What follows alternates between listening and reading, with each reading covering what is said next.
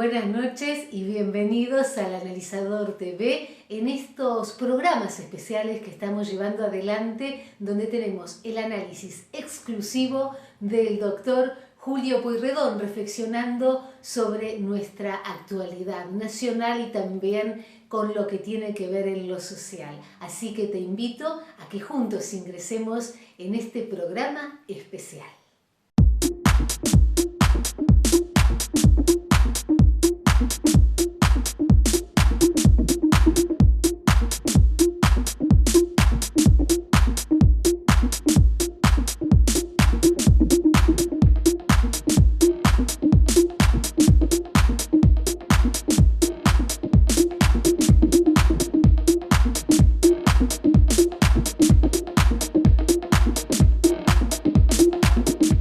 Hola, ¿cómo les va? ¿Cómo andan? Bueno, aquí una vez más, esta semana que pasó. Este editorial quería hacerlo básicamente pensándolo desde un punto de vista, que es el punto de vista de decir, ¿por qué nosotros como país tenemos que vivir de la forma en que vivimos? Basta mirar un poco afuera, basta mirar un poco en el extranjero, basta mirar un poco cualquier país europeo, Estados Unidos, mismo muchos países latinoamericanos, y esto ya lo he dicho 3 veces, pero insisto, en los cuales la gente trabaja para vivir y no vive para trabajar. Ya vivir para trabajar es un problema, porque implica que la gente no disfruta de la vida, no disfruta de las cosas para las cuales el trabajo está hecho, que es para obtener los recursos necesarios como para poder disfrutar de un buen pasar. En la Argentina, no solamente uno vive para trabajar, sino que vive para mantener. Vive para mantener esas superestructuras de parásitos. Y cuando digo parásitos, toda esa manga de ñoquis que están nombrados, gente que no tiene el mérito para estar donde tiene que estar, tremenda cantidad de asesores, de senadores y diputados, cuando perfectamente podrían tener 3, 4 y eventualmente cuando hay un tema específico contratar un especialista entre todos para ese trabajo puntual, como se hace normalmente cuando hay un juicio que afecta al Estado. También para bancar todos los planes sociales, que se siguen dando los planes sociales porque de esa forma se mantienen los votos cautivos, ¿no? La gente que vive de un plan necesita sí o sí ese dinero que lo regala el Estado. ¿Y lo genera quién? Los estúpidos que trabajamos, que nos rompemos el alma y que en vez de trabajar para vivir, vivimos para trabajar y vivimos para mantener a todos los zánganos que viven de nosotros. Cada vez más impuestos, cada vez más exigencias, cada vez más inseguridad jurídica, cada vez menos inversión, cada vez menos posibilidad de trabajo. La gente más humilde pide trabajo a gritos, no pide más planes. ¿Por qué? Porque la gente es humilde pero no es tonta. Sabe que eso se va a acabar, va a haber un momento en que no va a haber más plata. Y la única forma de que puedan salir adelante es obteniendo un trabajo legítimo, un trabajo que realmente les sirva, un trabajo que les permita vivir con dignidad. Cuando uno viaja y ve lo que pasa en otros países y ve, por ejemplo, en los países escandinavos se paga muchísimo impuesto, pero se paga muchísimo impuesto el que más gana. Y el que más gana tiene incluso una opción. Fíjense qué interesante es esto. Una persona llega hasta un determinado nivel. El Estado se preocupa en garantizarle a cada ciudadano que tenga básicamente 4 cosas. Su casa propia, su vehículo, su casa de vacaciones o veraneo y su, como lo llaman ellos, su boat, el bote. O sea, la lancha. ¿Por qué? Porque son países que están vinculados a todo lo que sea el mar. Aquel que, por ejemplo, el empresario que realmente quiere ganar más dinero del que está ganando, lo puede hacer. Obviamente, ¿qué es lo que le van a hacer? Le van a aumentar la carga impositiva, le van a decir fenómeno. Vos querés ganar en vez de 70, querés ganar 90, ok, vas a ganar 90, pero vas a tener que trabajar para ganar 100, porque vas a pagar esos 10 más de impuestos. O sea, yo te dejo trabajar más, te dejo ganar más, pero vas a tener que pagar más impuestos. En ese caso, ese impuesto primero va a la gente. Fíjense, en los países escandinavos, la gente, la salud pública es maravillosa. La gente, ni siquiera los turistas, un turista se fractura que entró legalmente, lo atienden gratis, hasta le ponen el yeso, le dan los medicamentos, le dan todo. La policía es de primerísimo nivel, la educación, las universidades, o sea, todo ese dinero realmente vuelve y vuelve a los servicios a la gente. No va al curro, no va a mantener los parásitos. Entonces, ese dinero, digamos, que por ejemplo uno ve que se genera de esa manera, en nuestro país es al revés. ¿Qué es lo que se logra? Se logra que aquel que gana más dinero se vaya. Es decir, o empieza a evadir, con lo cual se mete dentro del círculo negro, por llamarlo de una manera, de la corrupción, o se termina yendo del país. Se termina yendo del país, como pasó, por ejemplo, con muchos empresarios que se fueron a vivir a Uruguay, se instalaron allá, montaron empresas allá o en Brasil, o manejan su empresa desde allá. Y fíjense qué irónico, ¿no? Fíjense qué irónico. Hace poco tiempo yo hablaba con una persona, un colega, que está viviendo en Uruguay. Y le hice una pregunta. Le dije, ¿realmente notas una diferencia entre vivir en Uruguay, por ejemplo, y vivir en Argentina desde lo económico? ¿Y saben cuál fue la respuesta que me dio? Me dijo, mira, económicamente casi me sale la misma plata. Pero ¿sabes qué pasa? Yo estoy en un país donde salgo a la calle y no tengo miedo a que me maten, donde me levanto a la mañana y no me despierto con un impuesto que me están metiendo para bancar a un grupo de gente. ¿Por qué? Porque pues, se acercan las elecciones y quieren captar votos, el plan platita. Porque estoy en un país donde hay seriedad, donde hay seguridad jurídica, donde los jueces son elegidos en forma totalmente objetiva y unilateral y no pertenecen a grupos políticos como por ejemplo Justicia Legítima, donde voy a hacer un trámite y la burocracia es mínima, donde el organismo público está al servicio mío como residente del país y no al revés, donde voy a un servicio público, a un lugar de un servicio público y me atienden como corresponde y no me atienden como si fuera poco menos que alguien que va a pedir un favor. Y me doy cuenta que incluso la plata que yo sigo ganando, porque es una persona que puede trabajar en cualquier país del mundo por su actividad, como abogado, pero es una actividad que puede ejercer en cualquier país del mundo, y me terminó diciendo algo de lo que estamos hablando. Me dijo, ¿sabes qué? Me doy cuenta que ahora trabajo para vivir. Trabajo para vivir y tener calidad de vida. Antes vivía para trabajar, vivía para mantener zánganos, vivía para que vinieran y voy a usar una palabra fea, me empomaran cada día con un impuesto nuevo, ¿no?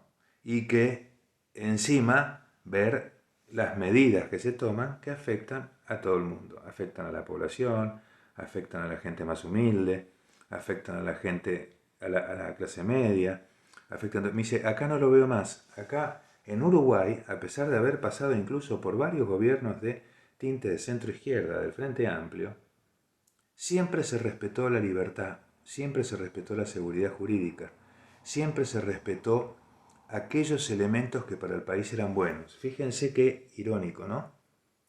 En Uruguay, una de las cosas más importantes que tiene que es una plaza financiera internacional. gobiernos de izquierda nunca tocaron eso, nunca lo tocaron. ¿Por qué? Porque saben que eso es uno de los principales ingresos que tiene el país. La plata de los extranjeros, de toda Latinoamérica e incluso de Europa o Estados Unidos algunos, que viene a ese país.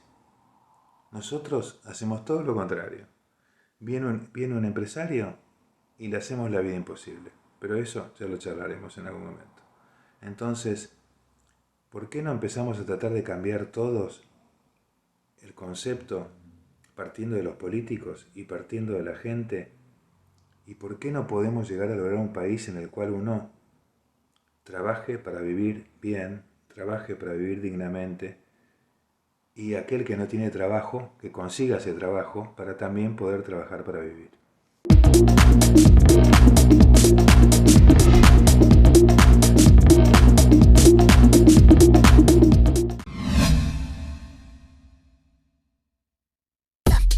AMBA, créditos hipotecarios, sin requisitos bancarios. Consulte por planes y montos. 11 4 577 3264.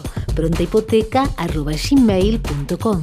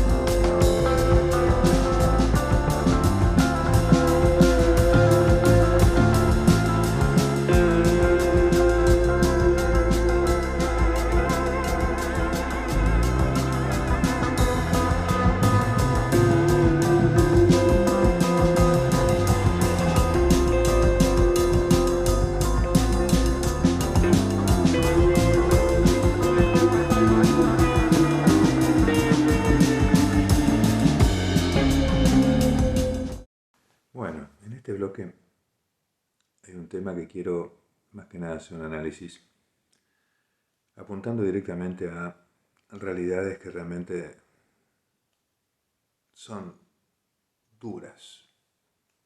Son muy duras de entender, muy duras de aceptar, muy duras de, como argentino, entenderlas. Vamos a ver cuántas cosas han habido.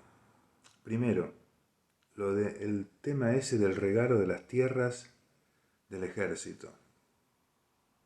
Una vergüenza que directamente se haya cruzado por la cabeza la posibilidad de que eso ocurra.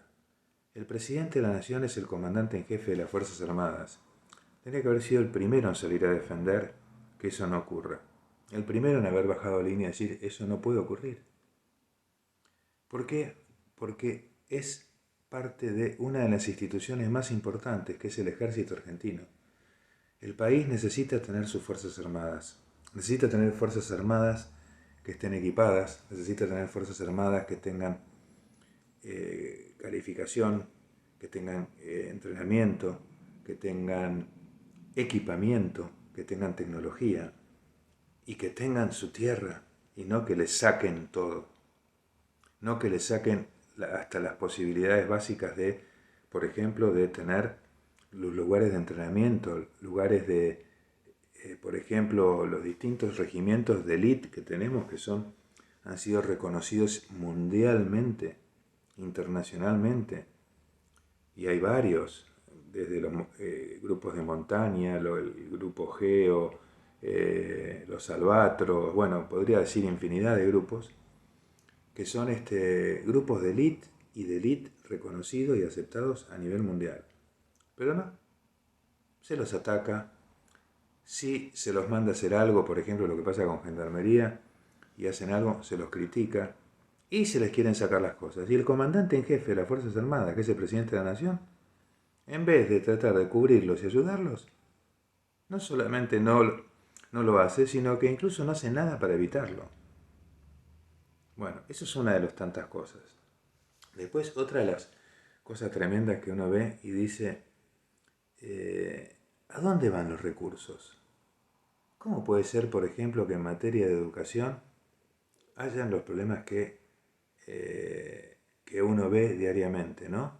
En materia de educación ve cómo se empieza a tratar de llenarle la cabeza a los chicos con temas de naturaleza política, como el caso de la maestra esa que hablaba de la comparación de Macri con Néstor, esa otra maestra que hablaba de los soldados, esa otra maestra que hacía hacer dibujos, o sea, ¿en virtud de qué podemos aceptar nosotros y qué se hizo sobre eso? Porque parte de nuestra idea de analizar es mantener viva la memoria de la gente. ¿Qué se hizo con esos casos? ¿Se los sancionó a esos maestros? ¿Por qué yo como padre tengo que aceptar que venga una docente que ni siquiera sé sus capacidades, que a lo mejor está puesta ahí porque es amiga de Baradel, y que le empiece a llenar la cabeza a mi hijo con basura? Y cuando digo basura es algo que sea ideológico. Yo quiero que mi hijo, su ideología, la elija él, la decida él, y no que se la metan en la cabeza, no que le vengan con eso. Entonces tenemos, así como hablábamos antes, el tema de las Fuerzas Armadas en materia de educación, tenemos pésimo infraestructura, muchos maestros que no están calificados. Obvio, si se habla de que no, la meritocracia no funciona, y si tenemos a un líder sindical que prácticamente no tiene ningún mérito en cuanto a lo académico, por lo menos no que sea conocido, o por lo menos que yo conozca. Si lo tuviera, más que encantado que me lo diga y me disculparé. Pero no veo que tenga ningún mérito el señor Baradel para estar donde está, salvo su fuerza política. Y después la falta de tecnología, y da bronca cuando nuestros alumnos eran reconocidos mundialmente. La escuela pública y la universidad pública era de primerísimo nivel, competía palo y palo con la universidad y las escuelas privadas.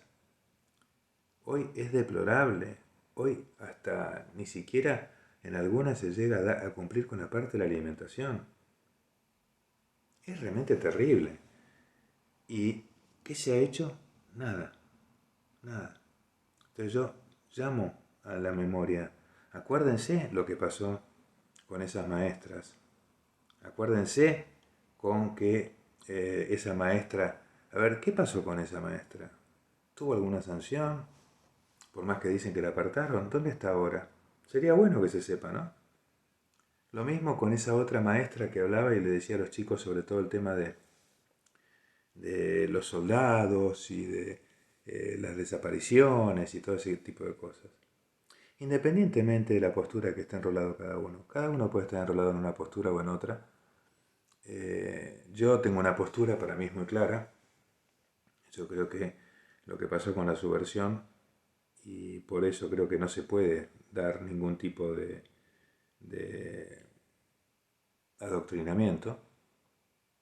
Acá claramente vino grupos de izquierda, quisieron convertir a la Argentina en Cuba. Un gobierno democrático ordenó combatir eso, porque no querían que se convirtiera en Cuba. El gobierno de Isabel Martínez de Perón, con varios ministros, uno de ellos era, por ejemplo, Antonio Cafiero, el abuelo del actual canciller, ordenaron que se saliera a reprimir todo eso. Después vino el golpe militar, con lo cual obviamente yo no estoy de acuerdo con ningún golpe militar, porque defiendo la democracia. Pero la realidad es que hubo una guerra y hubo abusos de un lado y del otro. Entonces, no se puede. O sea, yo creo que hubo gente en el grupo, digamos, los que eran los grupos de izquierda, Montoneros o ERP, que eran idealistas, que realmente eran idealistas, que pensaban que eso era lo correcto, y probablemente había muchísimos, y como la gran mayoría de los militares pensaban que estaban defendiendo la patria. ¿Hubo abusos? Sí, los hubo, pero los hubo de ambos lados hubo abusos. Entonces, no matemos las instituciones, no matemos a los grupos, no matemos las organizaciones, ni usando la justicia, ni con adoctrinamiento.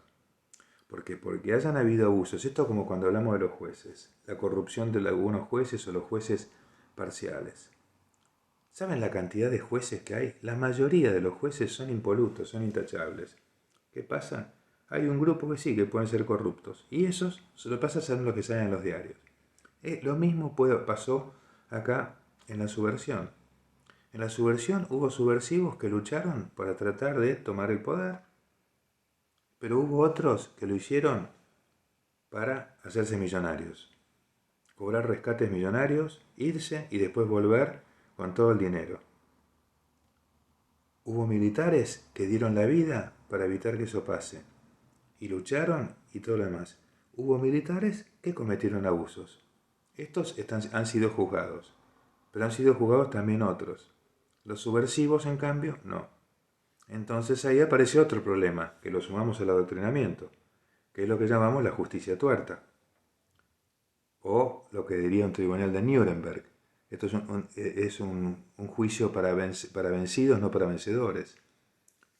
Si nosotros queremos ser un país serio, tenemos que lograr que estos elementos de los que estoy hablando, como ser el tratamiento de las instituciones como las Fuerzas Armadas, la policía y todo lo demás, la salud pública, que eso no hablé, pero da para hablar otro programa entero, la educación y la justicia tienen que ser impolutos, tienen que ser impecables.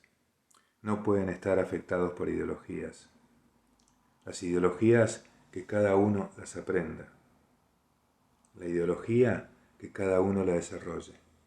No podemos permitir que la ideología mate instituciones que son esenciales para cualquier país civilizado y serio. Si no, solamente le pido a todos los que nos están viendo, miren un poquito para afuera, nada más.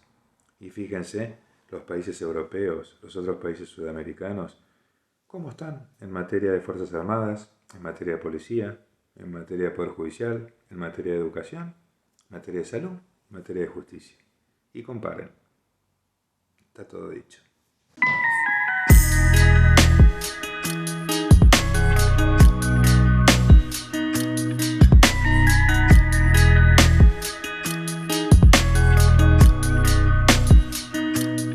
Y antes de finalizar el programa, quería recordarte que tenés nuestras redes sociales por si te interesa hacer algún tipo de comentario sobre la realidad argentina o tal vez tengas alguna denuncia en tu localidad, en tu ciudad. Nosotros tenemos esta ventana abierta para que puedas expresarte y que juntos también transitemos tu realidad.